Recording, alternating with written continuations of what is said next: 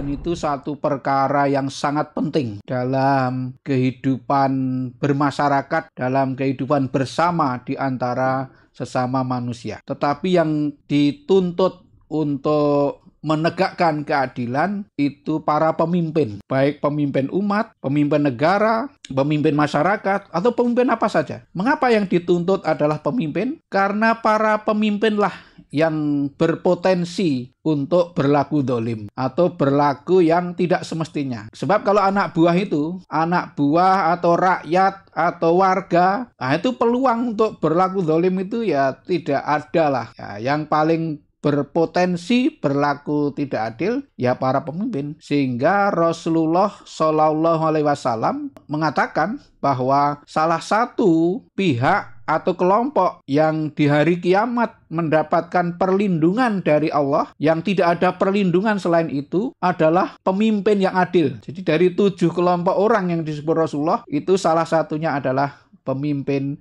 yang adil. Jadi maka para pemimpinlah yang bertanggung jawab utama atau yang punya pertanggungjawaban utama terkait dengan tegaknya dan terwujudnya keadilan di dalam kehidupan sosial. Oleh karena itu, hendaklah keadilan itu dijalankan semestinya, walaupun mengenai dirinya sendiri. Gitu. Loh, ini tidak sederhana ya.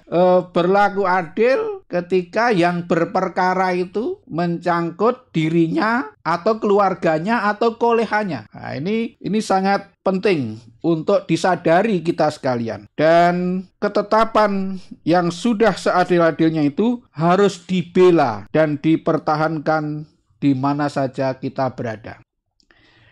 Dalam surat An-Nisa ayat 135, Allah berfirman, "Wahai orang-orang yang beriman, jadilah kamu sekalian sebagai orang-orang yang menegakkan keadilan, bersaksi kepada Tuhan Allah meskipun mengenai dirimu sendiri, atau mengenai kedua orang tuamu, atau mengenai saudaramu." Nah, jika keadaannya itu kaya atau miskin, maka Tuhan Allah lebih utama di antara keduanya itu, atau lebih layak didahulukan dibandingkan yang lain-lainnya. Maka kamu jangan menuruti hawa nafsu dalam pengadilanmu. Kamu condong atau kamu tolak, sesungguhnya Tuhan Allah itu Maha mengetahui atas pekerjaanmu. Nah, ayat yang mulia ini memberi tuntunan kepada kita sekalian. Yang pertama, agar orang-orang yang beriman itu senantiasa menetapi dan menguatkan keadilan meskipun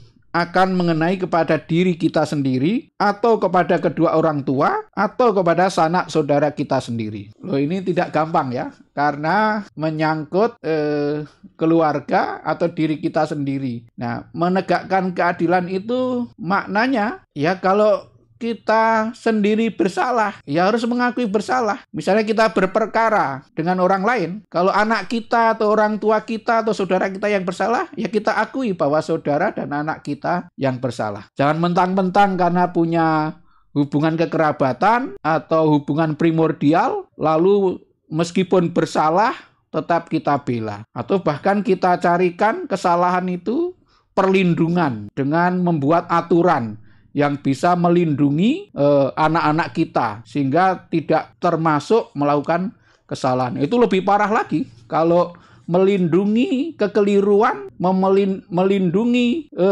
kesalahan dengan membuatkan aturan yang menyebabkan dia tadinya salah menjadi tidak bersalah. Itu sangat zalim.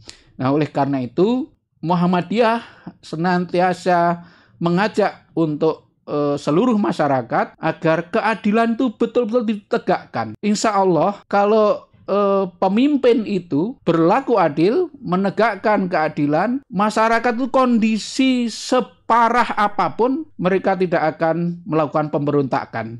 Mereka akan tetap taat kepada pimpinan. Misalnya seandainya ya para pemimpin itu tidak bisa mensejahterakan rakyatnya, tapi kalau dia itu berlaku adil karena memang keadaan tentu rakyat itu akan bisa memaklumi keadaan itu. Kemudian yang kedua, di dalam akan menegakkan keadilan, haruslah kita jangan memandang kefamilian atau yang biasa kita bela, atau kepada kekayaan yang biasa kita harap-harapkan, atau kepada kefakiran yang biasa kita belas kasihani. Jadi ayat ini memberikan pengertian kepada kita sekalian di antara faktor yang menyebabkan orang itu berlaku tidak adil, itu antara lain adalah kekerabatan atau karena persaudaraan, sehingga kita membelanya. Ya, semua orang pasti membela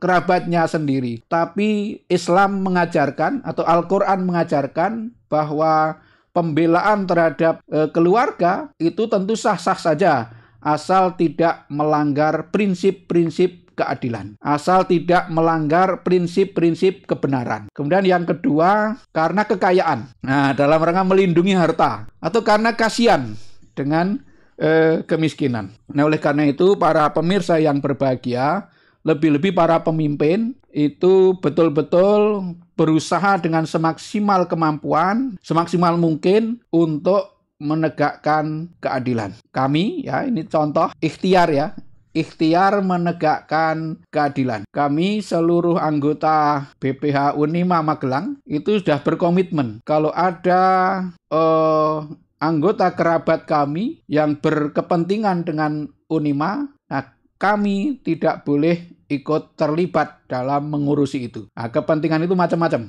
Ya, melamar atau mungkin ada urusan pelanggaran, misalnya keluarga saya, nah, maka saya tidak boleh terlibat dalam urusan yang ada hubungannya dengan saya sebagai kerabat.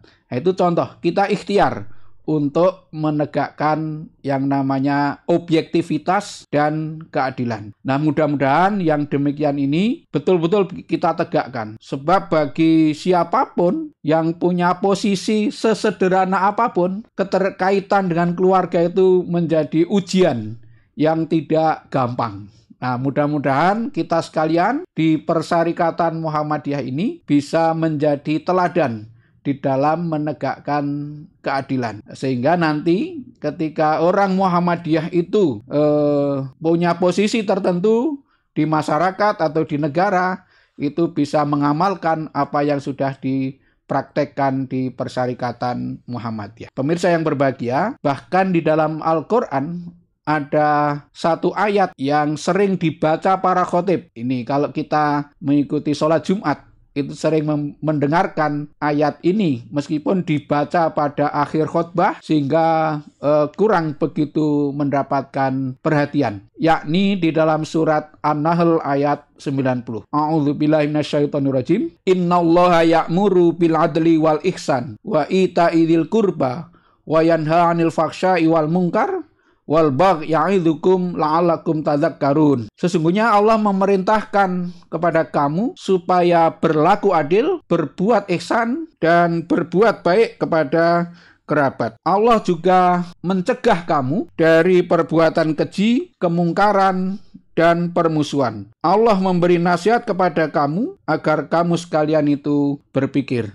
Pemirsa yang berbahagia, ayat ini ada 3 perintah, ada 3 larangan. Perintah ini adalah perintah yang sifatnya bertingkat. Artinya ketika perintah pertama belum bisa terlaksana, sulit dibayangkan bisa melaksanakan perintah yang kedua. Perintah yang pertama adalah perintah berlaku adil. Perintah berlaku adil itu artinya perintah untuk melaksanakan apa yang menjadi kewajiban kita dan menunaikan apa yang menjadi hak orang lain. Itu perintah pertama. Nah, kalau itu dilaksanakan, maka kita bisa naik kelas ke perintah yang kedua, yakni perintah untuk berbuat ihsan. Ihsan itu berbuat baik yang tidak merupakan kewajiban. Artinya jika tidak dilakukan tidak ada risiko hukumnya, tapi secara moral itu ada risikonya. Nah, jadi orang itu kalau sudah tidak melakukan sesuatu karena pertimbangan moral, pertimbangan akhlak, tentu ini derajatnya lebih tinggi. Maka saya sering menggunakan istilah, ihsan itu adalah adil plus murah hati. Nah, contohnya begini, misalnya panjenengan punya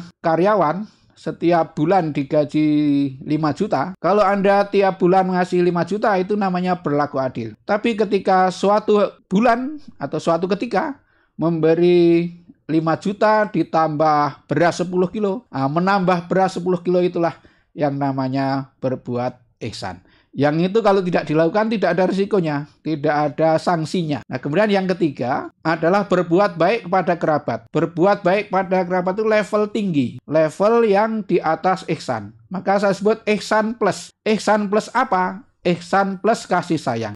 Ini orang yang berbuat baik sudah atas dasar kasih sayang, atas dasar cinta. Kalau orang berbuat baik sudah atas dasar cinta, itu sudah tidak mempertimbangkan apakah akan mendapatkan balas jasa atau sikap apapun dari orang yang kita perlakukan dengan baik itu. Mengapa simbolnya berbuat baik kepada kerabat? Ya karena berbuat baik kepada kerabat itu sulit dilakukan. Mengapa sulit dilakukan? Karena kecenderungan orang itu kepada kerabatnya adalah rebutan atau bertengkar. Saudara ingat ketika kecil itu dengan saudara-saudara Anda itu lebih banyak akurnya atau lebih banyak kerahnya. Umumnya lebih banyak kerahnya. Kalau ada yang sejak kecil itu akur, itu namanya anak-anak yang istimewa. Kemudian berbuat baik kepada kerabat itu juga tidak mungkin untuk digunakan sebagai ajang pamer kesalehan. Tidak mungkin. Juga jarang diterima kasihi. Maka yang melakukan hanyalah orang-orang yang pada levelnya level cinta. Nah, itu mudah-mudahan kita sekarang bisa naik kelas sampai ke level itu. Kemudian ayat ini juga melarang untuk melakukan perbuatan keji, melakukan mungkar, juga permusuhan. Nah, semuanya itu kuncinya dimulai dari tegaknya keadilan. Oleh karena itu, marilah kita sebagai bagian dari masyarakat itu mendukung untuk tegaknya keadilan. Kemudian siapapun yang punya kewenangan, punya kepemimpinan, punya tanggung jawab, itulah yang lebih harus menegakkan keadilan. Nah, kalau pemimpin sudah berusaha untuk menegakkan keadilan, maka kita sebagai warga mendukung apa yang dilakukan oleh para pemimpin itu. Nah, mudah-mudahan para pemimpin kita, baik pemimpin persyarikatan, pemimpin masyarakat, maupun pemimpin negara, diberi kekuatan, kesungguhan, kesabaran untuk menegakkan keadilan. Insya Allah kalau demikian ini yang dilakukan akan terwujud masyarakat yang baldatun thayyibatun warobun